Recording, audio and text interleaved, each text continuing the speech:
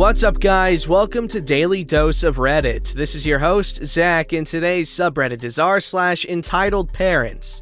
Alright, this story's called Entitled Mother Calls the Cops on Me for Trespassing on My Own Land. Gets evicted. Here's the cast. Me, entitled mother, typical entitled cow. Unlucky neighbor, the owner of entitled mother's house and the father of entitled mother's baby daddy. Grandfather, an 83-year-old farmer who takes no crap. Cops 1, 2, and 3, voices to be determined. Backstory. For most of my life, I was raised by my grandfather. Nothing was wrong with my family life or anything. Just a few sets of circumstances that's a whole other story in itself. We live in a suburban area surrounded by woods, and he owns about 10 acres into the woods with the boundaries clearly marked by stone walls. One of these stone walls separated Grandpa's land from the cul-de-sac, and up until now, we have had zero problems with any of them. In fact, Grandpa was usually more than happy to give permission to neighbors who politely asked him to use his land, given they had a good reason. One of these neighbors had asked Grandpa if he could dump the sticks and leaves in his yard over the stone wall. Grandpa agreed, as he rarely uses that part of the property anyway. This will be important later. My grandfather is very healthy for his age and still strong as an ox. That being said, he has a few minor health issues, including vertigo spells, so I've been trying to help him around the yard more and more, as well as just to stay active outside away from crowds with this virus going around. Recently, I've started the project of cleaning up the underbrush around the wooded area. A large pine had fallen a few months before and almost hit one of the porches in the cul-de-sac. Grandpa cut up the tree and removed the pieces in the neighbor's yard, but it was too deep in the woods to pull them out with a tractor. This led to me going back to that pine tree and clearing a path back to the house from there. I was behind the stone wall, cutting and pulling up saplings, when I hear the glass door of the cul-de-sac house open and an angry lady storming out onto the porch in a bathrobe. She was much younger than a typical Karen. I would say mid-20s. "What the hell are you doing here? You can't be here!"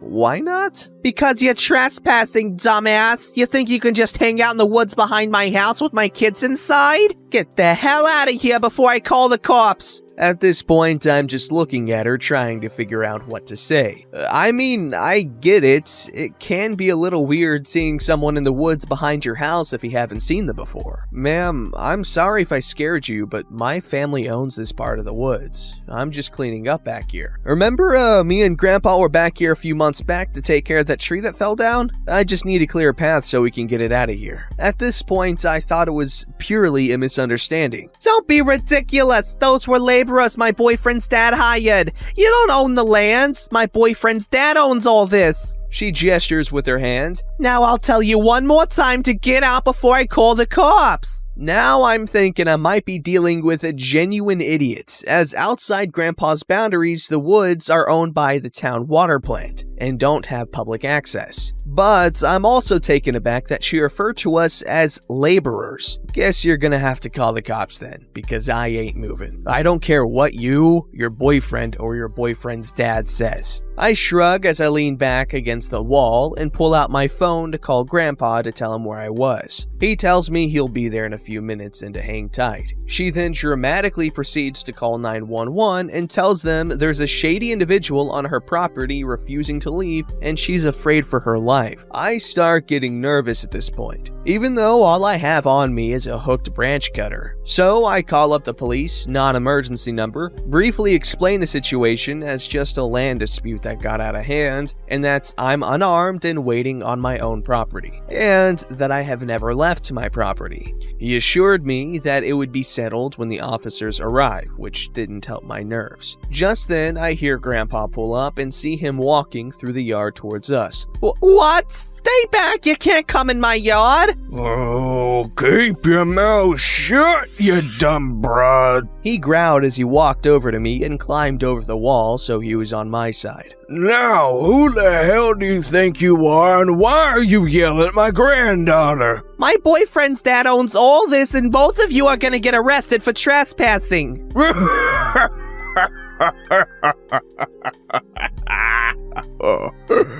Oh, did he tell you that? Well, you're in for quite the shock. And your boyfriend's dad is in for quite the talk. After them yelling back and forth for a few minutes, 2 cop cars pull up and 3 officers come walking into the yard. As soon as they do, she starts screaming again about how we have no right to be in the woods behind her house where we can see her kids inside. Cop 1 looks to Grandpa. Sir, do you own the property behind this wall? Yes, sir, I do. He pulls out his wallet to show his address. Cop 1 eyeing his license. Sir, this address is for down the street? Correct, but if you look on Google Maps, it shows the property boundaries of that address reach out through the woods and end at this wall. I hand him my phone, which already has Google Maps open, showing our exact location within the boundary of the property. Cop 2 says, Yup, she's right.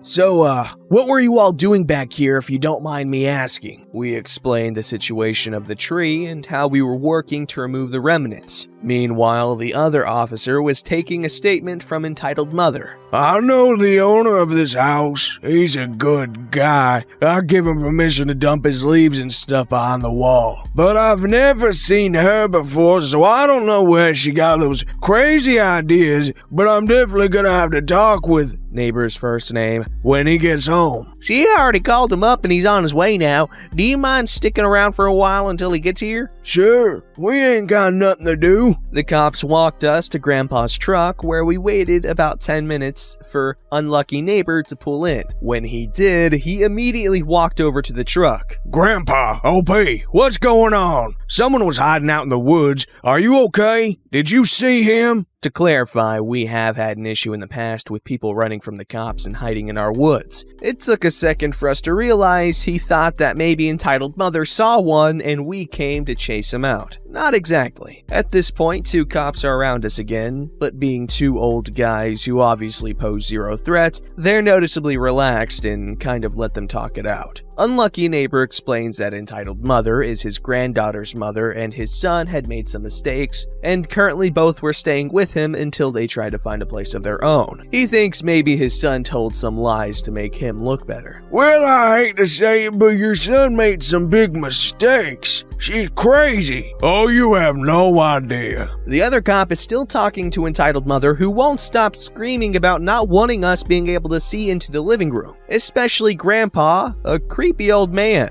My blood is boiling at this point. Grandpa is the type of person who would gladly throw his life away to save a child. Any child, even a stranger's. Unlucky neighbor heard this too and ordered Entitled Mother inside at once. He told the cops he needed to have a talk with both her and his son about their living situation, but they might want to remain nearby in case she tries to call again for whatever reason. Me and Grandpa are given the clear to go, but leave our contact information. Found out later that week that Entitled Mother was getting evicted for a number of reasons, with this little incident being the last straw. He's also filing for custody of his granddaughter because Entitled Mother refuses to get a job, yet still has money for weed, yet keeps asking Unlucky neighbor for money to take care of his granddaughter. I really feel bad for her in this situation, but I have no sympathy for Entitled Mother whatsoever. Entitlement at its best. Boys, be careful and make sure that you don't impregnate a crazy woman. And girls, don't let stupid, crazy, lazy guys impregnate you. Because this whole thing, that's just embarrassing. Also, as a parent, I believe your first expense that you need to take care of is your children. Like, that should be your number 1 priority in terms of money distribution, okay, than your living expenses. Obviously, that's easy for me to say because I'm not in a situation where I have to prioritize one over the other, and I only have enough money for one, mostly because I don't have a kid. But you don't want to be the type of parent to blow all your money on weed and then ask your baby granddaddy for money. That's just embarrassing. This story's called, Yes, Just for You and Your Son, We Will Change This $1 Million+ System. This is a story that happened a year or 2 ago. I can't recall exactly. I work in customer service for a card company. Due to not wanting to be too obvious as to where, there are some slight changes to the story, but not enough to change the events that occur. A customer called us because she wanted to open a 3rd card in her name with us when our limit is 2. Our system lets 2 applications through, and then it's on hard lock. We couldn't even get around it even if we tried. She had tried to apply for this card and obviously has been denied, and now she was calling us. After explaining to her that unfortunately we cannot open another card in her name as those are the rules and how our system works. This is where she informs me that no, she has only one card. Concerned, I start asking questions like, has she lost the card, or do I need to block it and send out a new one? Does she want to cancel it, etc.? No, she was aware that she had 2 cards, but her other card was used by her son. Well, okay, I said, if your son is over X age, then we can get him a family card under her account so you can use both of your cards. No, her son was X-1 years old, so that wasn't possible, because we need to be able to verify them in our public registry system, which happens at age X. And she lost it here on me. I explained to her that unfortunately, then she would have to wait until her son turned X to get a card in his name. I was at this point getting fed up with the situation because she wasn't particularly nice in her tone or choice of words, but wasn't outright abusive. At this point, I had to inform her that by lending out a card with her name on it, that she was violating the terms of service of the card and loses the right to dispute any and all possible wrong transactions or fraud on the card, as she willingly would have given another person permission to the card. Common sense, right? No. She then yelled at me that what she wanted to do with her own account was her business, and if she wanted to open a third card, then that was her business, not ours, and that her son needed that card because she was a single mother and XYZ. We're not a bank, mind you. We're a credit card company, and you'd be better off opening a bank account for your son and funnel in some money there. I said that while she was right, that we couldn't force her to comply with the terms of service. Well, we could, to be honest. And we couldn't, at this point, do anything about her son using her second card, but by telling us this, she forfeited the right to dispute transactions, and that if she chose to give her second card to her son, then that was her choice to.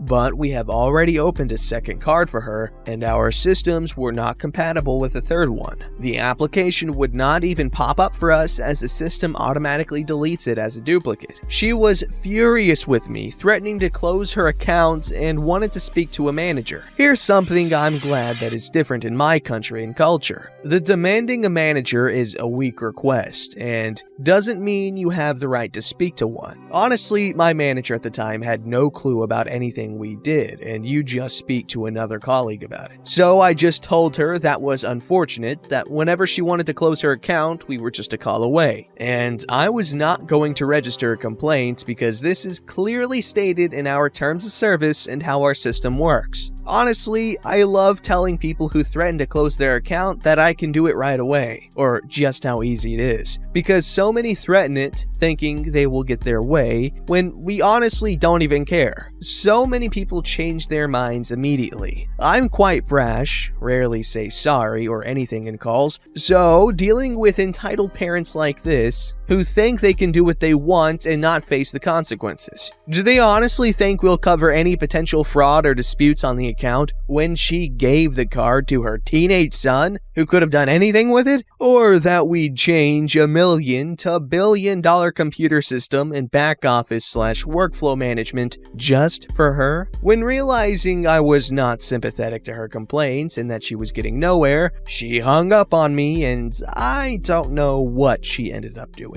This story's called Ex-Stepmom Releases My Cats into the Wild. Hooray! My first post into the subreddit. This happened about 7 years ago now, and I'm still mad about it. When I was 11, my dad bought me a cat for my birthday. He was an orange fluff ball named Angelo, and I loved him so much. Everything was my responsibility: cleaning the litter box, giving him food, brushing, etc. Anything you need to do to take care of a cat. A year later, I got a tiny gray kitten named Dexter. They were my babies. Then the world fell apart. I never believed in the wicked stepmother stereotype until this. My dad and stepmom's fighting got worse and worse, to the point where she would hit my dad. Her and her son did nothing but complain about the things my dad did. So my dad got out of there and I went to stay with my mom while he looked for a new place to live. Everything was going fine until things started getting split in the divorce. By terms of the divorce, her son's car had to be put in her name so my dad wouldn't pay for it. That's another story entirely. All of my dad's and my things had to be returned to our new apartment. I got to keep my cats. Apparently, my stepmom didn't like number 3. She wouldn't return my cats. My dad contacted his lawyer multiple times to try and get Angelo and Dexter, but she kept refusing. Finally, my dad threatened to take her to court so that he could get the cats back. But wait, what's this? She doesn't have the cats anymore. She actually confessed that she released my cats in the middle of nowhere. And we have a lot of coyotes near where we live, so unless they were picked up by someone, they were almost definitely killed. Stepmom then told my dad he could have the house. She packed her things and left the state. I miss my cats. I haven't been able to get any since Angelo and Dexter, but I really hope to get one in the future. But I have a new stepmom now, and she's the nicest person in the world. So, sort of happy ending. Edit. A lot of people have been saying that we should sue for animal cruelty because of what my stepmom did. But the big reason we didn't is because if we sued, it wouldn't bring my cats back. We tried calling shelters and putting up missing posters, but we never found anything. Even if we sued, it would give money and not my cats. It was really the idea that no amount of money would be able to bring back those cats, and at the time, I wasn't ready to just replace them. I hope this answers people's questions about that. This was also back in 2013. I was just a kid back then, and we don't know where she is now. There's not much we can do now, but we did our best at the time. Don't forget to like, subscribe, and hit that bell to never miss an episode.